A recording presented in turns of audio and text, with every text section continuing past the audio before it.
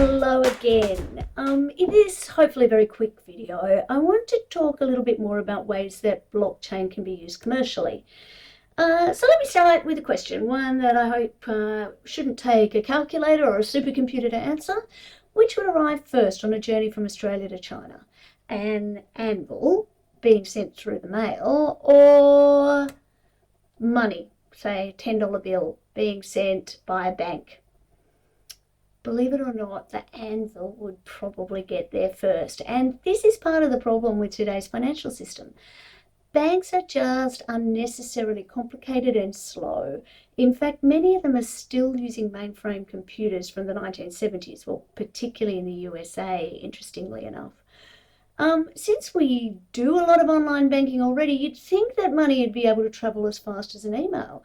But the system is really bogged down by ridiculously large numbers of intermediaries. Intermediaries not only slow things down, they make things more expensive in an effort to boost their own bank accounts, I guess. So what do I mean by intermediaries in this example? They could include things like credit card companies, investment banks, stock exchanges, wire services like Western Union, or platforms like PayPal, accounting and security firms, and so on. The larger the amount of money you want to transfer, the more different people get involved. Also, blockchain technology can be used to reduce corruption and to improve contracts, in part by removing middlemen. Blockchains that manage the Bitcoin currency, for example, are now the longest blockchain in existence and is currently overseeing more than 500 billion US dollars worth of value. One of the great things about a blockchain, though, is it can do a lot more than deal with money. Blocks can also keep track of land ownership or intellectual property, for example, the ownership of songs or other copyrighted material.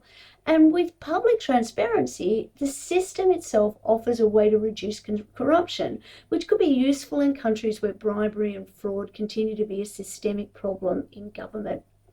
Property law is a really good example of a system that is globally in need of reform. It's estimated that 70% of the world's population has no enforceable claim to the land that they own or that they've been on for long periods of time. So property systems, which clearly involve keeping records of information about where a property is, who's owned it in the past, and any transactions that are implemented in relation to it, including securities that might be granted over it, or the granting of leases or rights to access, and a really obvious use case for blockchains. And it's an idea we'll come back to a few times. Ethereum is a really interesting use of the blockchain too. It's an example of a blockchain that specializes in dealing with contractual agreements or with requiring specific programmable outcomes. There are some really useful materials on the canvas about the way that smart contracts work and what Ethereum is, and you're going to find us coming back to those this week and over the next couple of weeks as well. What's important to understand about Ethereum is that Ethereum's blocks contain small mini programs. They're called smart contracts. They're not really contracts, but we'll come back to that later.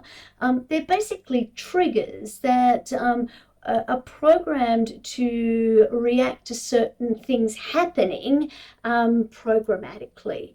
So a transaction can automatically prompt parties in an Ethereum context to enforce contractual agreements or to do the things. It can actually require something to be done under as the contractual agreement has specified. So if a trigger event happens and the contract says that somebody is supposed to get paid a certain amount when a property is sold, for example, then when that property is sold, the program will trigger that payment automatically.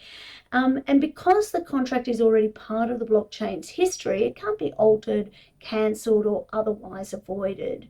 And so we're seeing many different use cases, particularly for smart contracts. And the example that I have on the slide for those of you who are watching along is based on the idea of replacing buying a house using smart contracts. And you can see that essentially, rather than having a whole lot of middlemen, a whole lot of intermediaries, the lawyers, the brokers, the insurance company, the bank, etc., that in the diagram, the simple diagram, they're replaced by basically the network of verifiers, basically using a code as law approach. So it's pretty interesting idea. But let's move on to talk about many or some of the potential applications across various industries where the smart contracts could be used because of their decentralized, transparent, self-executing nature. Financial services, so the place where I'm happiest, I guess. There are so many different ways. So it can be used to facilitate payments and remittances without intermediaries, to streamline securities trading and settlement processes. ASX is doing a lot of work in that space right now. To implement automated decentralized lending platforms, or to create and manage digital assets and tokens. Supply chain management is another area, and you've got some really interesting information on Canvas about the ways that the World Trade Organization, IBM, and one of the biggest shipping company, Maersk, have been looking at digitizing or using the blockchain for international trade.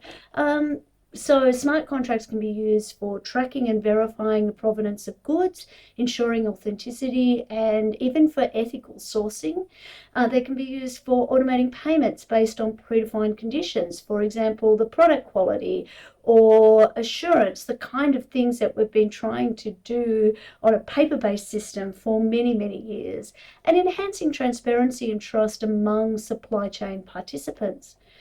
Insurance is another area where a lot of work is being done. Smart contracts and the blockchain can be used for automating claims processes by triggering payouts when specific predefined conditions are met, for example, a weather event or a flight delay, flood levels achieving a particular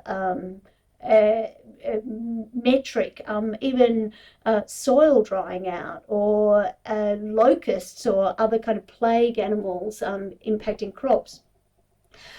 Might also be used to reduce fraud and streamline claim verification, again reducing the number of people that need to be in the process.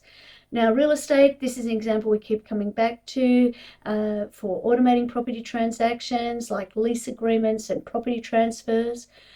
Reducing the need for intermediaries, as I keep saying, like lawyers and notaries or real estate agents in the property transfer process, and streamlining property management, including rent collection and maintenance requests. A really interesting area for many lawyers is the way that blockchain and smart contracts might be used in intellectual property and digital rights management. They could be used to verify and protect the ownership rights for digital content, including music, films, and artworks, for automating royalty payments based on predefined conditions, for example, content uses or sales. We can actually think about the use of blockchains and smart contracts at the level of voting and governance. They could be used to ensure secure, transparent, and tamper-proof voting systems. What would former President Trump, have to say about that? Or facilitating decentralized decision-making within organizations using blockchain-based governance models. And we'll talk a lot more about DAOs over the next little while. Identity management and access control, storing and verifying personal information on a decentralized platform, or facilitating secure, controlled access to sensitive information and services. And I mean, we'll keep coming back to Internet of Things too, which we've spoken about a lot, but enabling Internet of Things devices to autonomously interact with each other based on a predefined conditions and rules, trigger events, and then automating tasks, including maintenance requests, energy consumption adjustments, all in response to the triggers. So these are just a few examples of the many potential applications for smart contracts. And blockchain technology continues to evolve, and as it does that and continues to mature, we can expect to see even more innovative and diverse use cases for smart contracts. So in the next part of the lecture, I'm going to move on and talk a little bit about the way that transparency and privacy can go hand in hand, even though they seem like opposite ideas. And so I will see you then. But in the meantime, questions, concerns, criticisms, compliments, you know where to find me. Cheers.